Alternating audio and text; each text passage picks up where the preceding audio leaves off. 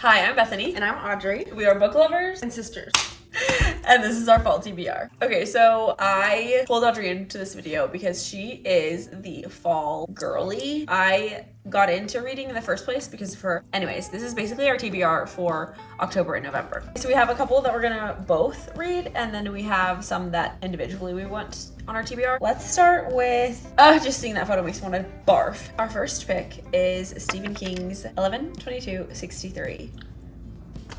I'm a #1 Kennedy fan. Audrey is a #1 Stephen King fan. So this is going to be like the most, I don't know, jarring, heartbreaking, earth-shattering book we've probably ever read. I'm just gonna see how many pages it has. Okay, around 800. I don't know why this just looks almost as big as it. It does, it's massive.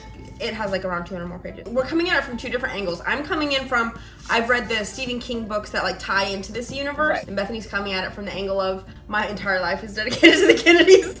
So we're obviously gonna read it in November, but also I think that we should read it together. I think that should be a full-on buddy read. It's just gonna be so emotional. It is a roller coaster of a lifetime. If you don't know what it's about, Audrey, do you wanna? I actually don't necessarily know super big details because the older I get, the more I just want to know not that much about Same. books. I read the first maybe 2 sentences on Goodreads, if that, and then I'm like, okay, I'll read it or I won't read it. If you allow yourself to DNF, that's the best way to go about it. Surrounding this, I don't know if the main protagonist is trying to prevent the Kennedy assassination, but basically it's like a time travel thing. Oh, I didn't even know that much. So I don't know. I know he goes back in time to alter something or stop the assassination from happening, or I'm not sure. There's also James Franco plays the main character in the TV show version of this. Oh my gosh, I'm so excited. Yeah, super excited to read that. Our second pick, The 7.5 Deaths of Evelyn Hardcastle. Evelyn Hardcastle will die every day until Aidan Bishop can identify her killer and break the cycle. It's like a Groundhog Day situation. I've never read a book like this, so I'm excited about that. Have you? No, and that's why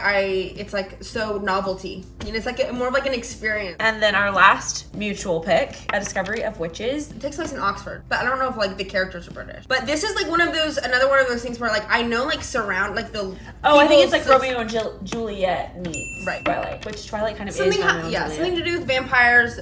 Kind of dark academia type thing, fantasy, just I mean, I'm gonna be into it, that's for sure. Your first personal take. Death at Morning House. I just got done reading this a couple weeks ago. I can't wait. It's about to be in my wrap-up, and the amount of stars that I'm giving it will shock you. Well, what you said earlier about this being her best book, are you kidding me? I said it might be her best book. It's so fun. It's just right up my alley. So it's kind of museum vibes mixed with summer camp vibes. Just all of the vibes were right. I just ate it up. It's so good. She's such a good author. She's so good. She doesn't miss. She really does. And people who haven't read the Truly Devious series. That is a fall recommendation right there. All of the Truly, yes. And just binge them. What I would do to go back and be able to binge them, we were reading them as they were coming out. So it's over the past how many years we've been reading them? 27 years and years and years. Does it go that far back? Oh my but gosh. We should do a reread. That would be fun because it has been years since we read the first one. Okay, I think my most anticipated, which it literally just came out, and Audrey surprised me with it because I just got done doing a video about Sally Rooney and how she's my favorite author right now. So good. I binged Beautiful World, Where Are You, reread Normal People, and read Conversations with Friends all in the same month. And now I'm going to go into Intermezzo, which is her new book, which I also know nothing about. But I've seen it everywhere, and I'm purposely avoiding, because I know I'm gonna love it, so I don't need to pre-vet the storyline. It's Sally Rooney, I'm reading it. I can't wait. I think that's also what's preventing me from reading Sally Rooney is I know I'm going to love them, and so it's gonna be such an emo thing for me. Yeah, you're not ready to get into it. Right, yeah. Oh, I'm gonna barf, and I cannot wait. This is gonna be my first one that I'm gonna annotate because the other ones I just have read through, but now I'm so obsessed with her and her writing style and the characters that she writes about, I want to annotate. So this will be my first fiction annotation. So get excited for that. I'm gonna do a whole video of reading it, annotating it, talking about it. It's gonna be fun. I don't have the books yet because some of them, I haven't decided if I'm gonna get them on, Libby or on the Kindle or order them or whatever. But there's this new book called The Hitchcock Hotel, and literally I need to show you the. Audrey's been obsessed with Hitchcock since she was in elementary school. Truly in utero. We have every freaking DVD. We have had so many Hitchcock parties where we've just binged movies. Audrey has been Hitchcock's #1 fan since she was 6. Before it was probably appropriate for you to watch Hitchcock. Truly. But there's this new book called The Hitchcock Hotel. This is the cover. Oh, wow. Look at that. Okay, so again, it just Bathtub. came out. I know the first 2 sentences on Goodreads. This Alfred Hitchcock fanatic owns like a motel. I don't know if it's boy or girl. I forgot because I didn't want to like get too much. You were immediately like, I'm reading this. I'm gonna read it. So stop. yeah. But I don't know if it's gonna be like an unreliable narrator thing because I saw some like words that were like, what's the intentions like of this person? I don't know. So yeah, I'm super excited. Yeah, like is he a serial killer But or is he just like it doesn't. It seems more like a cozy mystery, like lighthearted rather Okay, than. Audrey's selling me on this book. I'm adding this to my portfolio. Rather than like, it's not gonna be like a violent, like gory book. It didn't give me those vibes. It's more of like just like a. It's gonna be a mystery, not a horror or thriller. Right. Okay. I think.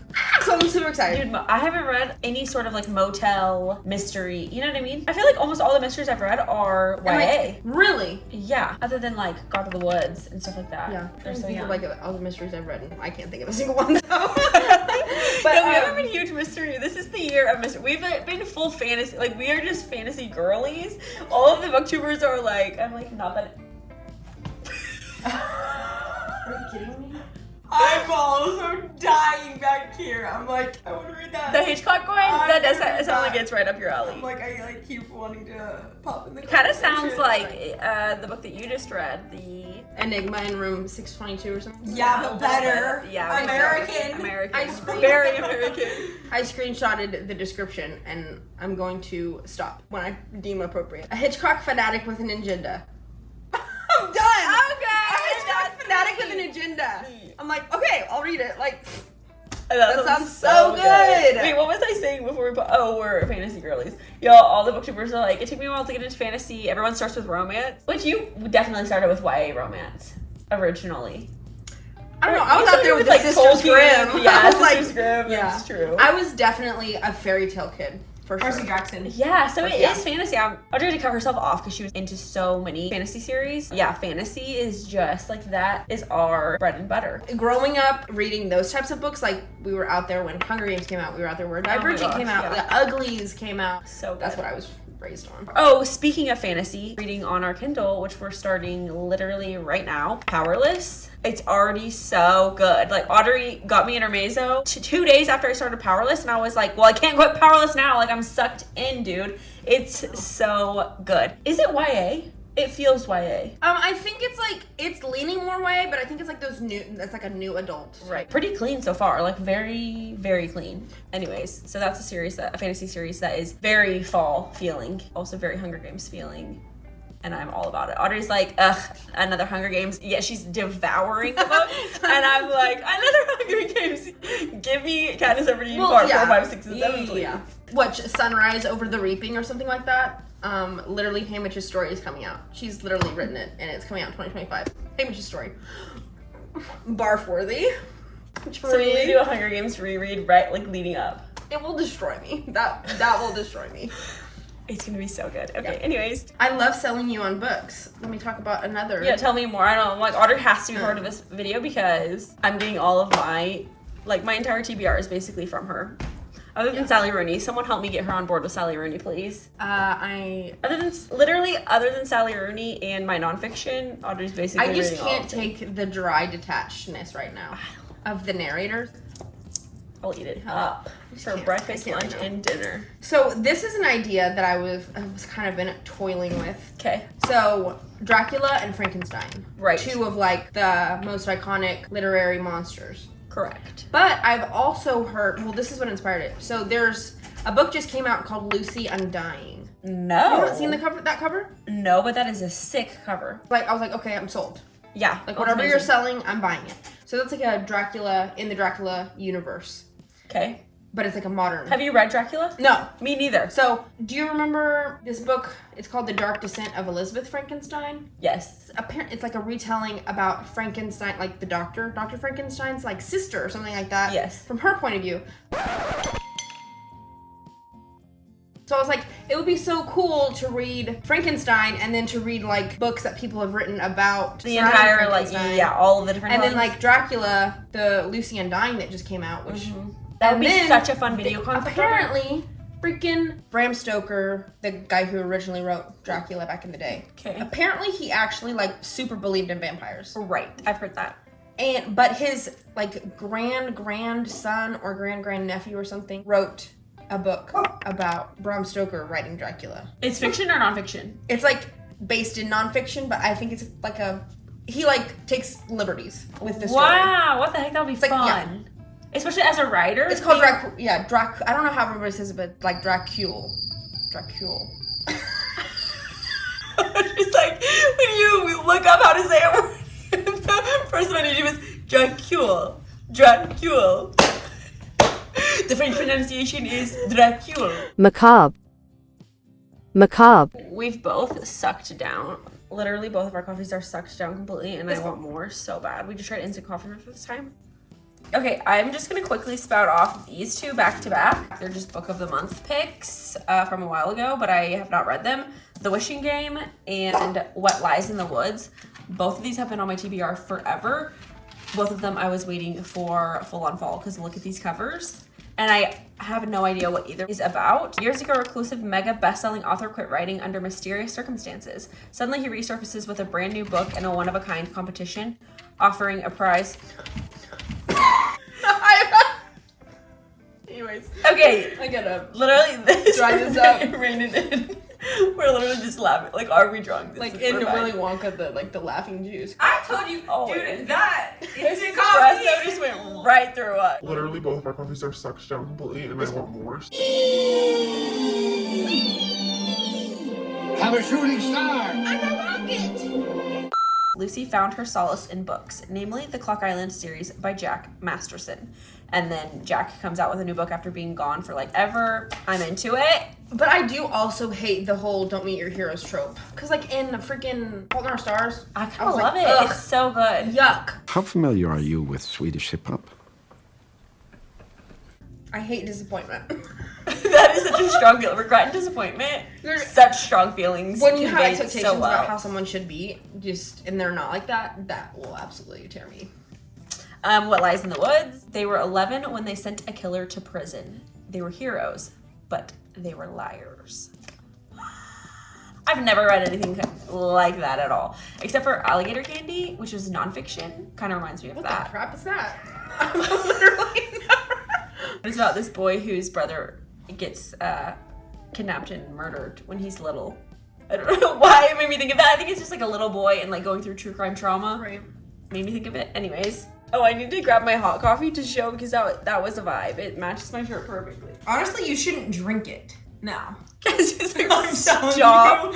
you need to stop. It's so cute though, literally. It is so cute. I love it. I saw this on someone's Reddit list about books to read during fall. Wow. This is the same person that wrote Piranesi Yes. / Piranesi. You talk to readers and you're like, we understand that we don't know how to say anything because we don't talk to people. We just read books. And also, if a word is too confusing, your eyes just like glaze over. Macabre. But sometimes these fantasy authors are getting so creative, and I'm like, I don't know what my main character is named. I just make it up however I want it to sound. Yup, pretty much. If there's we were just there's editing an X in there. Yeah, are you supposed to say the X or were we just I don't know what you're trying to say. We were just editing a minisode and the guy's name was either Garnet or Garnett. And we couldn't decide how to say it.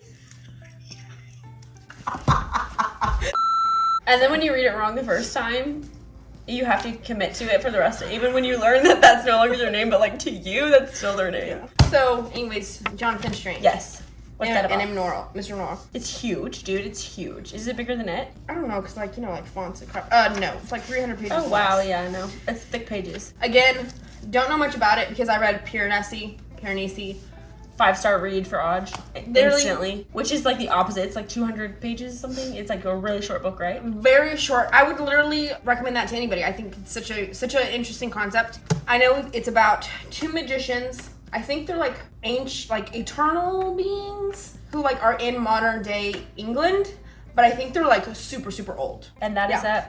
at hefty one. Well, my next three are kind of classics. George Orwell's 1984, Lois Lowry's The Giver, and Agatha Christie's Murder on the Orient Express. These are just books that I feel like I need to read. I've already read The Giver, but it has been more than a decade since I read it, and I am definitely so excited to just like blaze through it again. I feel like that's a book, like, every time you read it, you get something different out of it. Definitely it's going to be a completely different experience as an adult versus when I read that in, was it, probably had to be middle I school. think it was 8th grade-ish. Okay. Agatha Christie. I have never read an Agatha Christie. I'm so excited. I can't wait. I feel like I will immediately know from reading Murder on the Orient Express if Agatha Christie is for me or not, but she's like the classic whodunit. I mean, I have to read this, and it's so fall vibes. And then I'm gonna have to watch all of the like Murder on the Orient Expresses. Yeah, they're recently like doing all of her. They've done. Yeah, I feel Murder like on the Agatha Orient Christie Express, has had like a Death on the Nile, and then they're doing A Haunting in Venice, or they did it, and I think they're doing another one as well. I think people are just into like mystery thriller horror. Like we went through the whole like YA is what I swear made book to movie adaptations. That's all they popular. do these days. Even movies you don't think are based on books, they actually are. Yeah, which is crazy. literally insane. So we had like the whole just YA, I think like era. Knives Out brought it. That's true. Like started the whole thing. and then we had just like romance and like more Hallmarky book to movie adaptations, and now we're going into like it's not even like true crime feeling. It's like full on mystery. Yeah, thriller. Like, Because Stephen King, all of his movies are coming Yeah. out. And then I have zero clue what George Orwell's 1984 is about, but I need to read it because I have to know, and I feel like I would like it. that's where the term Big Brother comes from. 1984 is still the great modern classic of negative utopia, which I love. Utopian society, dystopian, like just all of the post-apocalyptic. It's like a what feeling. if. Yeah. Like, it's basically whatever's happening in the world today, someone takes the idea of like, what if we full sent like this idea? Like, this was like communism. Oh my god, that scared me. Let the good times roll. Another book that just came out like last week. It's called An Academy for Liars. Oh, put the word academy in there, and I'm there. Someone's being deceitful. Sign me up. So- Like, why are they lying? So it says, a student will find that the hardest lessons sometimes come from outside the classroom. In this stunning dark academia novel. It tells me nothing, yet everything. Everything you need to know. My last pick also is a new release. This is Coco Meller's Blue Sisters. It's about grief. It's about siblings. I want to read it. I think it's also set in New York. I'm there. Very last, both of us have nonfiction picks. I want to read Desiring God, Meditations of a Christian Hedonist by John Piper. I love John Piper. And then this has a 12-part study of the book to go along with it. This will probably take me all fall to read because it's so, I don't know, you gotta meditate, you gotta pray over it and really dig in. And it normally takes me about a month to read a spiritual book because I take my time with it. And since this also has a devotional with it, I feel like it's gonna take me 2 months to like really digest and for like sure. fully. And then I just do that alongside my Bible study, whatever book of the Bible I'm reading at the moment. And a lot of the times, like, the books I'm reading surrounding my Bible study, also, like, if it mentions, like, a book of the Bible a bunch, I just, like, full send and just Yep. read the whole book. Uh-huh. Even if it's not, like, specifically about that, which is nice as well. Yeah, but it just takes a minute. It takes time being a Christian. It's a time commitment. It is a time commitment, let me tell you. It is so fun. Just, like, constantly learning. It's just awesome. And like changing your perspective on life, and you're like, whoa, this is insane. Anyways, Audrey's nonfiction pick that is also changing her life, Billy Graham. Billy Graham. I've been Bring on a back Billy Graham. Billy dude. Graham kick. Hello. This is Billy Graham's Just As I Am, his autobiography. So exciting. And I've already started it. Oh, you have? Yeah.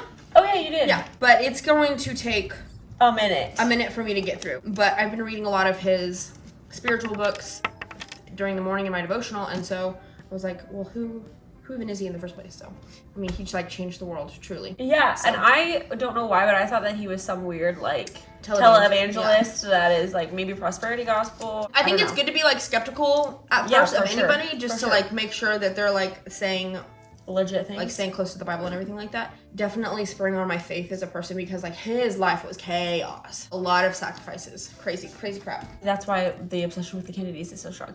You did insane things. Like, show me your day-to-day. Show me how you did it. Wild. Okay, so that is our fall TBR. Let us know what books you are going to read this fall. If we missed anything, if you're like, this book just came out, or oh my gosh, you've got to read this for fall. This is all the cozy vibes. I feel like we're missing some of the cozy, like, just feel good, maybe romance. I was gonna say, we're listening to Fantasy. some more Stephen King. I was like, I forgot to mention Salem's Lot. I really want to read that. And Like, these yeah. are not the only books that we're gonna read this fall. These Yeah. are just like top of mind, like number one Yeah. picks. So, anyways, let us know in the comments and subscribe for more content like this, and we'll see you in the next one. Bye. Hi, I'm Bethany. I'm Audrey. We are sisters, and you say I am book lovers. Oh, I know. And book lovers. I took your line. Nice.